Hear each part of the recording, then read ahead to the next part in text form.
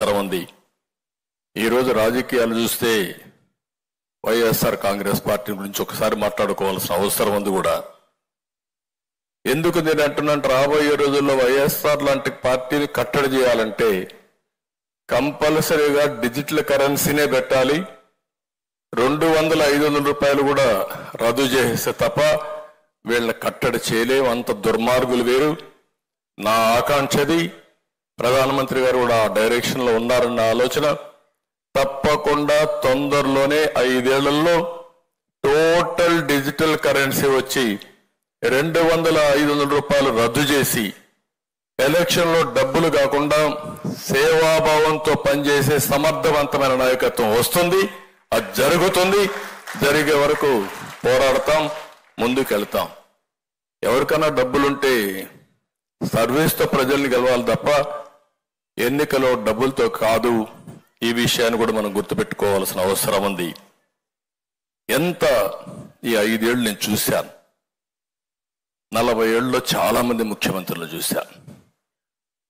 నా జీవితంలో ఇలాంటి వ్యక్తి ఒకడు ఉంటాడు, ఇలాంటి ఒక వ్యక్తి వచ్చి రాజకీయాలు చేస్తాడని నేను కల్లో కూడా ఊహించలేదు. నేనే కాదు, రాష్ట్రం ఎవడూ ఊహించలేదు నా లెక్క ప్రకారం.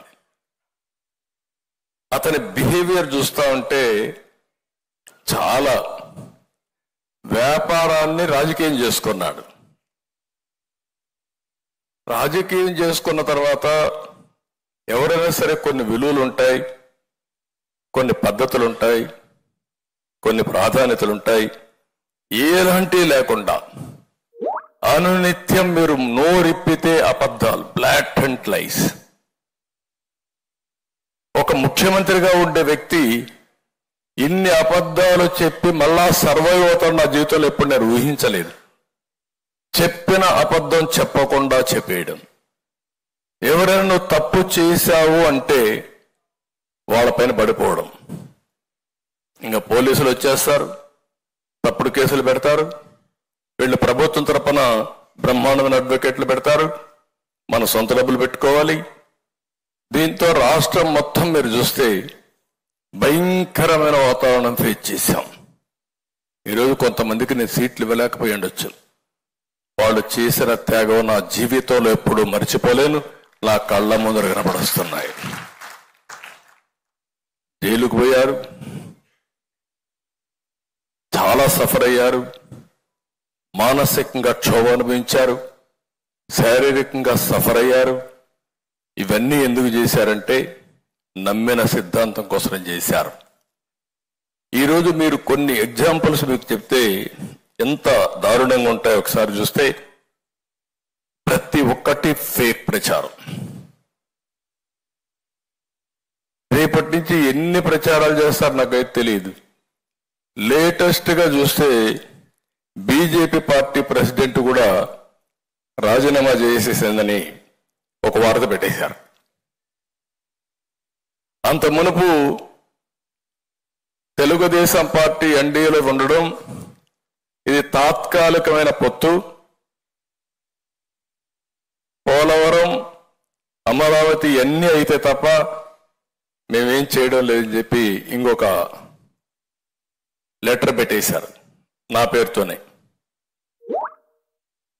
పురంధేశ్వరి గారు సరే మా ఫ్యామిలీ కావచ్చు, కానీ 30 ఏళ్లుగా ఆవిడ వేరే పార్టీలో ఉంది, కాంగ్రెస్ లో ఉంది, కేంద్రంలో మంత్రిగా పనిచేసింది, ఇప్పుడు బీజేపీలో ఉంది, రాష్ట్ర పార్టీ అధ్యక్షులుగా పనిచేస్తుంది. ఎన్ని తప్పుడు వార్తలు రాయాలో అన్ని తప్పుడు వార్తలు రాసే పరిస్థితికి వచ్చారు. రాజకీయాల్లో ఉన్నప్పుడు చాలా కుటుంబాల్లో వివిధ రాజకీయ పార్టీల్లో కుటుంబ సభ్యులు ఉంటారు. వాళ్ళు నమ్మిన పార్టీ వాళ్ళు పనిచేసుకుంటారు. అలాంటిది ఎన్ని తప్పుడు వార్తలు పెట్టాలనో అన్ని తప్పుడు వార్తలు పెట్టారు. జనసేన పార్టీ ఉంది, పవన్ కళ్యాణ్ గారు, మేము వాళ్ళ కోసరం మేము పనిచేయాల్సి వచ్చే పరిస్థితి వస్తుంది. మా కోసరం కాదు, ప్రజల కోసరం కాదు. ఒక 2 నిమిషాలు అయితే ఒక వార్త పెట్టేసి కాపుల్ ఆయన ఓట్ బ్యాంక్ స్ట్రాంగ్ గా ఉంటే వాళ్ళందరిలో అపోహలు వచ్చి పెట్టడం, మేము సీట్లన్నీ కూడా ఇద్దరు అడ్జస్ట్ చేసుకుంటే ఈ పొత్తులో సీట్లు ఒకరికి అన్యాయం జరిగిపోయింది, ఒకరికి న్యాయం జరిగిపోయిందని మాట్లాడడం అంటే మీకు ఒక్కటి కాదు, ఎన్ని విధాల ప్రయత్నం చేయాలనో అన్ని విధాల ప్రయత్నం చేసే పరిస్థితికి వచ్చారు. లేటెస్ట్ మీరు ఒకసారి చూస్తే ఎంత దుర్మార్గం అంటే విశాఖపట్నంలో డ్రగ్స్ పట్టుకున్నారు. విశాఖపట్నంలో డ్రగ్స్ పట్టుకుంటే క్లియర్ కట్గా డ్రగ్స్ పట్టుకున్న తర్వాత మామూలుగా కూడా కాదు, 25,000 కేజీలు డ్రగ్స్ వచ్చాయి.